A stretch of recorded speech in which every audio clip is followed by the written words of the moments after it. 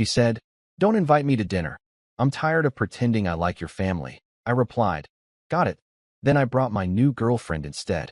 The moment the family photos were posted, her missed calls exploded. "I'm Alex, 29M.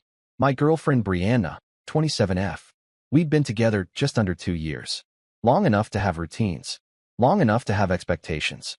Long enough for her to stop pretending she cared about anything that didn't directly benefit her. This happened about 6 weeks ago, right before my mom's birthday dinner. Every year, my family does this big Sunday dinner. Nothing fancy, home-cooked food, too many side dishes, embarrassing stories, the usual. My parents are warm, maybe a little loud, definitely not cool, but they're good people. They welcomed Brianna from day one. Or at least they tried. The night before the dinner, I casually said, "Hey, dinner's at 6 tomorrow. Don't forget." She didn't look up from her phone. Just sighed, long and dramatic. "I'm not going," she said. I laughed a little. Thought she was joking. "What do you mean?" She finally looked at me, irritated. "I'm tired of pretending I like your family." That landed harder than she probably expected. I waited for her to soften it. Clarify. Walk it back. She didn't. "They're exhausting," she continued. "Your mom asks too many questions. Your sister is annoying. And your dad just stares. I don't want to spend another Sunday nodding and smiling like an idiot." I asked her if something happened. She rolled her eyes. "No, Alex. I just don't care anymore. Don't invite me to dinner." The way she said it, dismissive, final, made something in me go quiet. No argument.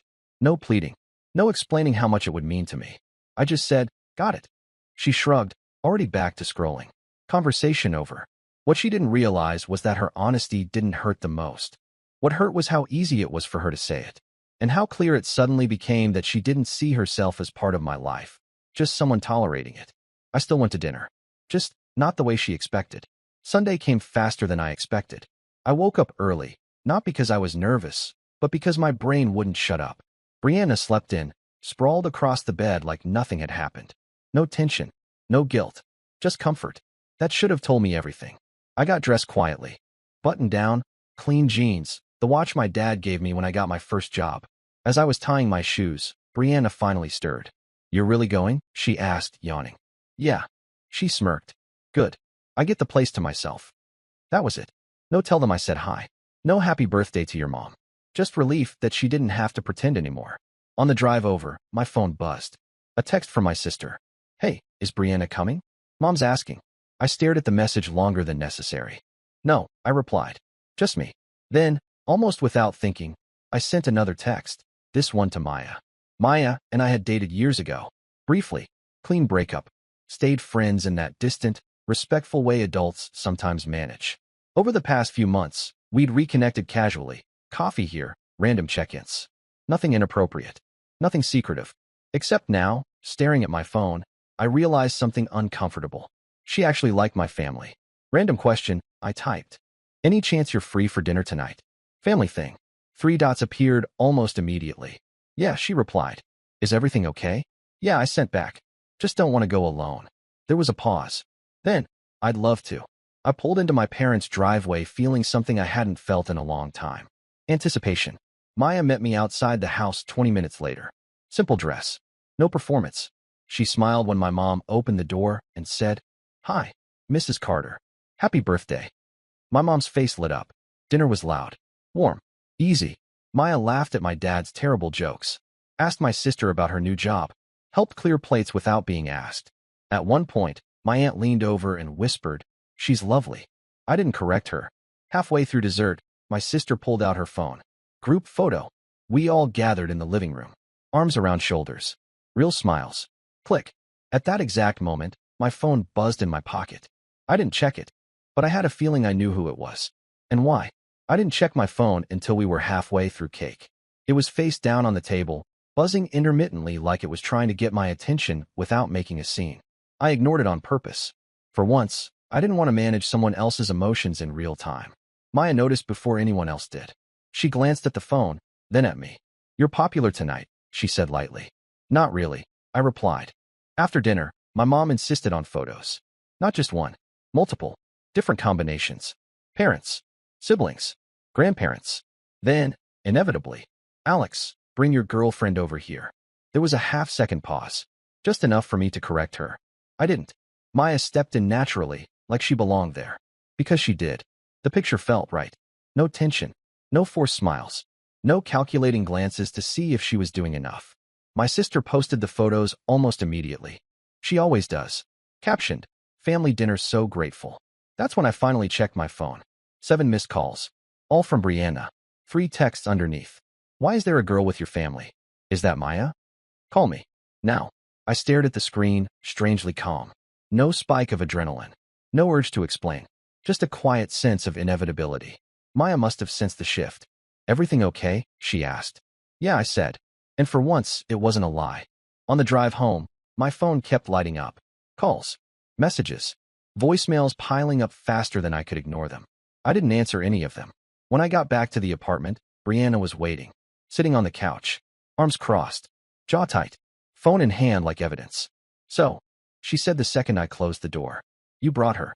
I set my keys down slowly. "You told me not to invite you." "That doesn't mean you replace me," she snapped.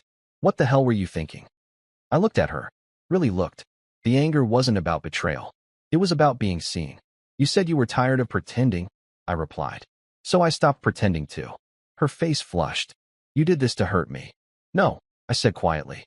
"I did it because for the first time, I didn't feel like I had to apologize for enjoying my own life." She opened her mouth to fire back, then stopped. Because something in my tone had changed. And she could hear it. This wasn't a fight. This was the beginning of the end. Brianna didn't yell right away. That came later. First, she laughed. A short, sharp sound like she couldn't believe what she was seeing. "So this is what you do now?" she said. "You embarrass me online?" "I didn't post anything," I replied. "You didn't have to," she snapped, waving her phone. "Everyone's asking me if we broke up." My cousin literally sent me the photo and said, "Did Alex move on?" I sat down across from her. Calm. Steadier than I expected. "You told me not to bring you." I respected that. She leaned forward, eyes narrowed. "I meant alone. Not with your ex." "She's not my ex," I said. "She's someone who was happy to be there." That set her off. "Oh, so now I'm the villain because I didn't want to play happy family," she said. "I was honest with you. Isn't that what everyone wants?" "Honesty without consideration is just cruelty," I replied. "And you didn't care how it made me feel." She stood up, pacing. "You could have just gone by yourself." "I've been doing things by myself in this relationship for a while," I said. That was the problem. She stopped pacing and looked at me like she was seeing me for the first time. "You're really enjoying this, aren't you?" "No," I said. "I'm relieved." Her phone buzzed again. Another message. Probably another screenshot. Another question she didn't want to answer. "So what?" she said coldly. "You're just replacing me now?" "I'm not replacing you," I said. "I'm noticing the difference." She crossed her arms. "And what? Maya's just perfect?" "No," I said. "She just didn't treat my family like a chore." That one hurt her. I could tell. Her lips pressed together, eyes flashing. "You're choosing her over me," she said. I shook my head. I chose respect. She happened to be on the other side of that choice. For the first time since I walked in, Brianna looked uncertain. Because she realized something important. I wasn't trying to win the argument. I was deciding whether I still wanted the relationship. And she could feel the ground shifting under her feet. Brianna switched tactics once she realized yelling wasn't working. She sat back down, crossed her legs slowly, and sighed like she was the exhausted one. "I just don't understand why you're acting like this is some big moral stand," she said. All I did was tell the truth. "The truth without empathy," I replied. "Those aren't the same thing." She rolled her eyes. "God, you're so dramatic lately. You act like I committed some unforgivable crime because I don't vibe with your family." "It's not about liking them," I said. "It's about respecting that they matter to me." She scoffed. "They matter too much. Everything with you is family this, family that. It's suffocating." That word sat between us. Suffocating. Like loving people who loved me back was some kind of flaw. "So why stay with me?" I asked quietly. She blinked, clearly not expecting that. "What? If my life annoys you," I continued. "If the people I care about exhaust you, why are you here?" She opened her mouth, then closed it, then said, "Because relationships aren't perfect, Alex. You deal with things." "Do you?" I asked. "Because from where I'm sitting, it looks like you just opt out." Her phone buzzed again. She checked it, visibly irritated. "Everyone thinks you cheated," she snapped. "Do you know how humiliating that is for me?" There it was. Not us. Not how are you feeling. Just her image. "I didn't cheat," I said. "But I also didn't hide." She stood up abruptly. "So what? You're just done now? You bring one girl to dinner, and suddenly you're enlightened? I shook my head. No, that dinner just showed me what it feels like when someone doesn't resent being part of my life. Her face hardened. You did this to make me jealous. I met her eyes. If I wanted to make you jealous, I'd be begging for your attention right now. That shut her up. For a moment, the apartment was silent except for the hum of the fridge. She looked around like she was reassessing everything. Me, the space, her position in it. You're changing, she said finally, not accusing this time. Almost unsettled. No, I replied. I'm noticing. She grabbed her phone, her bag, keys clattering. I'm going out. I need space. Okay, I said. She paused at the door, clearly expecting more. A plea. A protest. Anything. I gave her nothing. The door slammed. And standing there alone, I realized something that scared me more than the fight itself. I didn't miss her when she left. I missed who I thought she was before she told me exactly how little my life meant to her. Brianna didn't come home that night. I knew because her charger was gone. Her overnight bag too. She'd planned the exit, just not the outcome. She texted around 1:30 a.m. I'm staying at Jenna's. I need space from your bullshit. I stared at the message, then set my phone down without replying. That silence would have driven the old me crazy. Now it just felt quiet. The next morning, my sister sent me another text. Mom loved Maya. Just so you know. I smiled at that longer than I probably should have. Brianna came back late the following afternoon. Different energy this time. Less fire. More calculation. She tossed her bag down and leaned against the counter like she was rehearsing a speech. So, she said, are you done with your little performance? I went to dinner, I replied. With people who wanted me there. She laughed, but it sounded forced. You really think she's going to stick around? Maya? Please. She's just flattered. Maybe, I said. But she didn't insult my family to my face. Brianna's eyes narrowed. You're really holding on to that? I'm holding on to what it revealed. She crossed her arms. You're acting like I committed some kind of crime. No, I said. You just showed me where I rank. She scoffed. I'm your girlfriend. Obviously I come first. That's not what you said, I replied. You said my family was something you had to pretend to tolerate. She rolled her eyes. I was venting. God, you're so sensitive. That word again. Sensitive. Her favorite way to dodge accountability. I didn't overreact, I said. I reacted accurately. She stared at me like she wanted to argue, but couldn't find the angle. Then she changed direction. So what? You and Maya are dating now. No, I said honestly. But I noticed how easy it was with her. That matters. Her jaw tightened. You're punishing me. No, I replied. I stopped cushioning your contempt. That landed. She picked up her phone, scrolling fast. You know everyone thinks you cheated, right? I look stupid. I met her eyes. You told me not to bring you. You don't get to manage how that looks after. Silence. And in that silence, Brianna finally understood something she hadn't considered before. This wasn't about dinner. It was about the fact that for the first time in our relationship, I wasn't choosing her comfort over my own dignity. And she had no idea how to handle that. Brianna didn't bring up Maya for almost 2 days. That's how I knew she was spiraling. Instead, she nitpicked everything else. The apartment. The way I loaded the dishwasher. How distant I'd become. She said it like distance was something I was doing to her, not something she'd created by checking out of my life piece by piece. You're acting single, she said one night, standing in the doorway while I worked on my laptop. I'm acting honest, I replied. She scoffed. Funny how that started after you paraded another woman in front of your family. I closed my laptop. You weren't paraded out. You opted out. She hated that phrasing. I could tell by the way her jaw tightened. You know what really pisses me off? She said. You didn't even warn me. About what? That you were done, she snapped. I thought about that. I didn't know I was done until you told me you were tired of pretending. She crossed her arms. So what? You're just replacing me with the first girl who smiles at your mom. No, I said calmly. I'm realizing how low the bar was. That set her off. She grabbed her phone and shoved it toward me. Look, everyone thinks I'm the bad guy now. My friends are asking why you brought Maya instead of me. Do you know how humiliating that is? I glanced at the screen. Messages full of assumptions, gossip, half-truths. None of it mattered. You could have come, I said. You chose not to. I chose not to fake it, she shot back. And I chose not to reward contempt, I replied. Silence stretched between us. Then she said something quieter. Are you in love with her? No, I said honestly. But I remembered what it feels like when being with someone doesn't feel like work. Her face shifted, not anger this time. Fear. Because she finally understood this wasn't about jealousy. It was about comparison. And for the first time, she was losing one she didn't even know she was in. That night, she slept on her side of the bed, turned away from me. No dramatic exit. No slammed doors. Just space.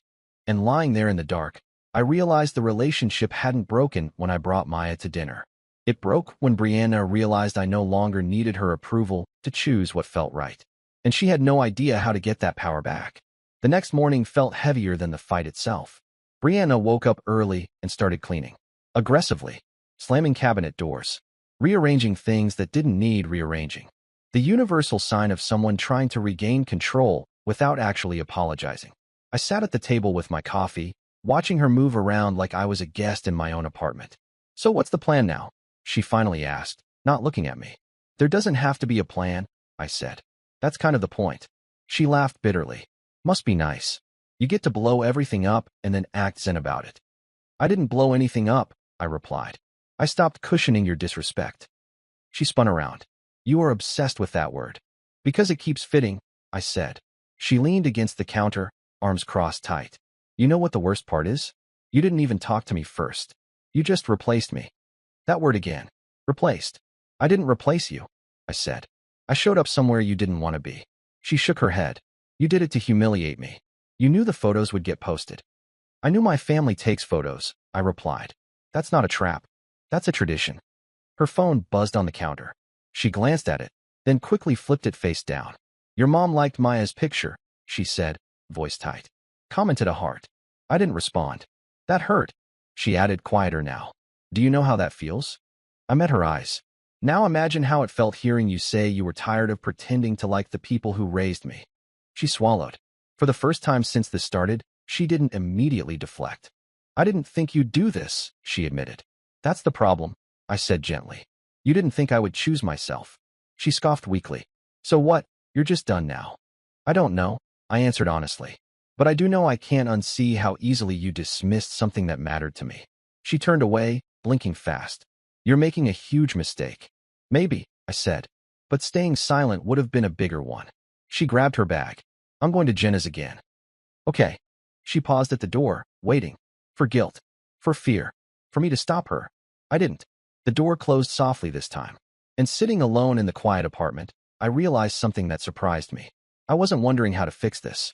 I was wondering why I'd worked so hard to excuse it for so long.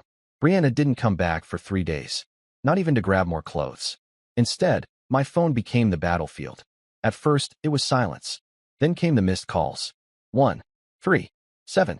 All back to back. Like if she rang enough times I'd magically revert to the version of me who chased resolution. I didn't answer. Then the text started. "We need to talk like adults. You're blowing this out of proportion." I said one thing in frustration and you nuked everything. I read them all. Didn't respond. By the 4th day, the tone shifted again. "I didn't mean it like that. You know I'm bad with families. You know I still chose you." That one stuck with me. She chose me. On the condition that everything attached to me stayed quiet, invisible, and convenient. That afternoon, my sister texted me again. "Mom asked if you and Maya are seeing each other." I told her no pressure, just that you looked happy. Happy. I hadn't realized how long it had been since someone used that word about me without qualifiers. Brianna finally came back that night. No warning. Just keys in the door and her standing there like she was bracing for impact. "You didn't answer me," she said. "I saw the messages." "So," she snapped. "You couldn't even acknowledge them?" I leaned against the counter. "What was there to say?" She scoffed. I apologized. "You explained." I corrected. "You didn't take responsibility." She threw her bag down. "Fine. I'm sorry your family offended you." I waited. "That's not an apology," I said calmly. She stared at me, incredulous. "Are you serious right now?" "Yes." She laughed, but it cracked halfway through. "You're really going to end this over one dinner?" I shook my head. "No. I'm ending this over how little you cared until there were consequences." That's when her voice dropped. "You're doing this because of her." "No," I said. "I'm doing this because of me." Silence filled the apartment again. Then she said it. The line she thought would snap me back. "If you break up with me, you'll regret it." I met her eyes, steady. "I already regret staying quiet." And in that moment, I knew there was only one part left to write. The part where I finally said the words she hadn't expected to hear. I didn't plan the breakup speech. There was no dramatic build-up, no perfectly timed monologue. It happened on a Tuesday night, both of us standing in the kitchen like roommates who'd waited too long to say the obvious. Brianna was mid-rant about how unfair this all was, how everyone had turned against her, how my family clearly preferred Maya, how I'd blindsided her. I let her talk. When she finally stopped, arms crossed, waiting for me to defend myself, I said, "I don't want to do this anymore." She blinked. "Do what?" "This," I said, gesturing vaguely between us. "Argue about basic respect. Pretend your contempt was just a bad day. Keep shrinking parts of my life so you don't have to be uncomfortable." Her face hardened instantly. "So you're breaking up with me?" "Yes." She laughed, sharp and disbelieving. "Because of one comment?" "No," I said calmly. "Because that comment showed me how you really see me. And because when you saw consequences, you still couldn't take responsibility." She stepped closer. "You're making a huge mistake. You think Maya's going to save you?" "This isn't about Maya," I replied. "She just reminded me what it feels like when someone doesn't resent the people I love." That landed like a slap. "You'll regret this," Brianna said, voice shaking now. "You always do." I shook my head. "The only thing I regret is how long I convinced myself this was normal." She stared at me, searching for doubt, for hesitation, for the version of me that would back down to keep the peace. He wasn't there anymore. She grabbed her bag and walked out without another word. No slam this time. Just finality. Later that night, my sister posted another photo from the dinner, one I hadn't even noticed being taken. Me in the background, laughing, genuinely laughing. The comments were full of hearts. Brianna's name wasn't among them. And sitting alone in the quiet apartment, I felt something I hadn't expected at all. Not heartbreak, relief. Because sometimes the moment someone tells you they're tired of pretending is the moment you realize you're tired of accepting it. And choosing yourself doesn't always look dramatic. Sometimes it just looks like saying got it and meaning it.